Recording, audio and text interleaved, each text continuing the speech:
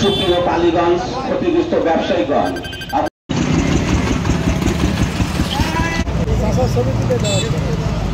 আমরা আশা করি আমরা যারা ক্ষতিগ্রস্ত হচ্ছি এবং এই আমাদের সাথে যারা কর্মচারীরা ক্ষতিগ্রস্ত হচ্ছে প্রত্যেককেই আমরা ক্ষতিপূরণ না পাইলে এরপরে আমরা কঠোর কর্মসূচি দেবো এবং কঠোর পদক্ষেপে চাইতে বাধ্য হবো, কারণ এটা আমাদের জীবন মরণের ব্যাপার।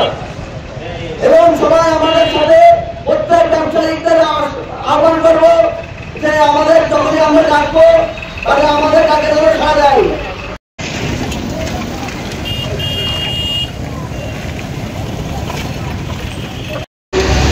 সকলে আমরা যারা উপস্থিত আছি সকলের প্রতি আমার আন্তরিক সালাম, আসসালামু আলাইকুম ওয়া রাহমাতুল্লাহ। ইতিপূর্বে অবগত হয়েছেন যে সরকার আমাদেরকে একটা আশ্বস্ত করেছিল 2013, 14, 15, 16, 17 সালে। সেখানে আমাদেরকে বলা হয়েছিল যে আপনি কিভাবে ব্যবসা পরিচালনা করেন। আমরা বলেছিলাম আমরা ব্যবসা পরিচালনা করি দোকান মালিকের কাছ থেকে, ঘর মালিকের কাছ থেকে বৈধ চুক্তিনামা স্বরূপ আমরা আমাদের ব্যবসা পরিচালনা করি বৈধভাবে। আপনার কর্মচারী কয়টা আছে? আমি বলেছিলাম আমার কর্মচারী 5টা আছে, ওদের লিখে দেন। আমরা লিখে দিয়েছি, আমাদের সই করে দিয়েছে। তাহলে আমাদের এই মিথ্যে প্রতিশ্রুতি কেন দেওয়া হয়েছিল? আমাদের এই মিথ্যে প্রতিশ্রুতি না দিয়ে আমরা আজকে এই মানববন্ধনে এখানে উপস্থিত হলাম না। আমাদের এখানে যারা চাকরি করে চলছে আমাদের শিক্ষার জন্য যে কাউন্সিল আছে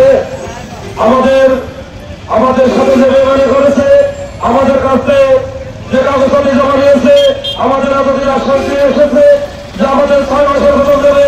এখন আমরা জানতে পারছি যে আমরা যে প্রতিষ্ঠানে চাকরি করি সে প্রতিষ্ঠানে আমার জন্য পাবে না এবং আমার কোনো শ্রমিকও পাবে না। কিন্তু আমাদের যে শ্রমিক আজ দেখেন কালীগঞ্জে যে 6 লাইন হবে, এই 6 লাইনের জন্য যে সমস্ত হোটেল ভাঙচুর আছে, আজকে আমাদের শ্রমিক আজ কোথায় যেতে হবে?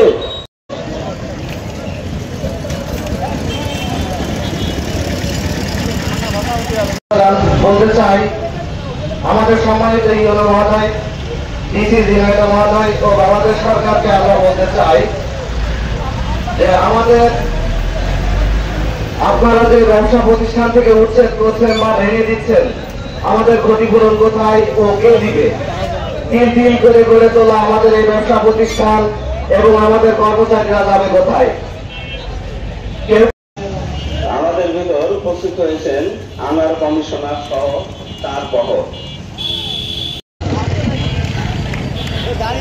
12,000 থেকে মোশার ভাই, আপনি কি উপস্থিত হয়েছেন আমাদের